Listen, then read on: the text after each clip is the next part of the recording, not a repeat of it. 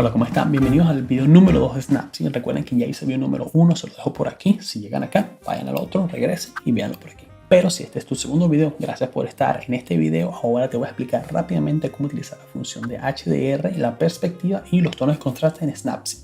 Bueno, aquí ya tengo la primera foto que había editado. Entonces, como pueden ver, esta es mi antes y mi después. Voy a continuar trabajando con ella y voy directamente a contraste tonal o tonos de contraste. Vamos a utilizar un poco la perspectiva y por último vamos a irnos a paisaje HDR.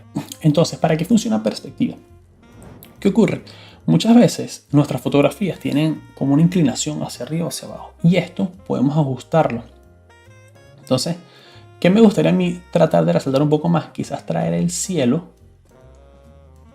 y cambiarlo ligeramente y hacer que la imagen se mueva un poquito hacia la derecha. ¿Qué ocurre? Les voy a explicar que cambia la perspectiva de la foto. O sea, muchas veces no es necesario utilizarlo, pero quería ajustar este medio para que se viera totalmente centrado el castillo que está en la parte izquierda aquí en la foto que hice en Croacia. La otra función que vamos a ver ahorita es contraste tonal. Entonces mira, ella automáticamente hace unos ajustes. Entonces no. Lo primero que vamos a hacer es agarrar, irnos a tonos altos. Los tonos altos, si los pueden, vamos a acercarnos acá. Son esos tonos que son más rojizos, ¿ok? Después nos vamos a los tonos medios.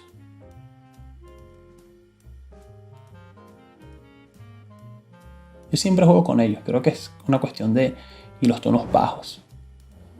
¿Ok? Por último, casi nunca toco lo de proteger las sombras porque no me gusta cambiar las sombras. Para mí solamente el cambio de negros es suficiente y ese sería como que todo lo que podríamos hacer acá. Ahora la función que todo el mundo usa, paisajes HDR. Paisajes HDR, mira cómo me parece una foto tomada de GoPro, son muy utilizadas en online. Esto es un efecto importante, pero cuando lo utilizamos en exceso, no se ve bien. Entonces mira, lo que yo hago es esto. Lo llevo casi a un 20%. Aumento un poquito el brillo y aumento un poquito la saturación.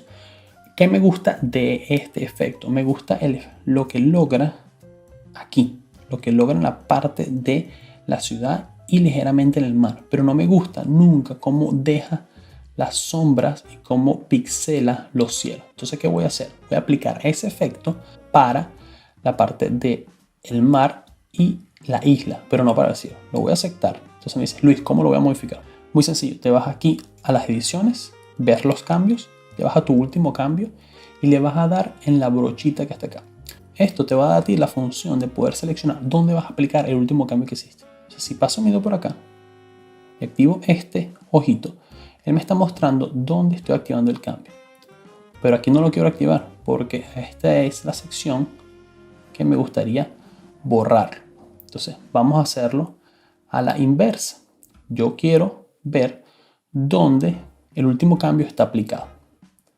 Lo que vamos a hacer es borrarlo en las zonas donde no me interesa que ese cambio esté ahí. Entonces me voy a ir con bajarlo al 0% y pasas tu dedo rápidamente por esa zona. Esto lo pueden hacer poquito a poco. Si dicen, mira cómo me acerco, utiliza los dos deditos y vas poquito a poco haciendo cada borde. Para efectos del video voy a adelantar aquí rápidamente esto y voy a tratar de acelerar el proceso. Entonces si se equivocan, no se olviden, solamente aumenten los 100, se regresan acá y quiero recuperar aquí que borré sin querer esto. Simplemente hacemos el borde. Ok, entonces como pueden ver, me faltaría solamente esta sección de acá. Y ya, tenemos aplicado ese HDR solamente en la parte de abajo. Entonces voy a mostrarles. Miren. Voy a regresar. Y ven que el HDR fue aplicado solamente en la parte de abajo y no en la de arriba. Lo que es súper cool porque afectó donde quería. Obviamente que si podemos irnos otra vez al HDR y en vez de aplicarlo ahí, me voy a ir al filtro de intensidad y pudiera ajustar un poco más ahora el agua. Entonces mira lo que vamos a hacer con el agua. Vamos a subir el HDR hasta este punto.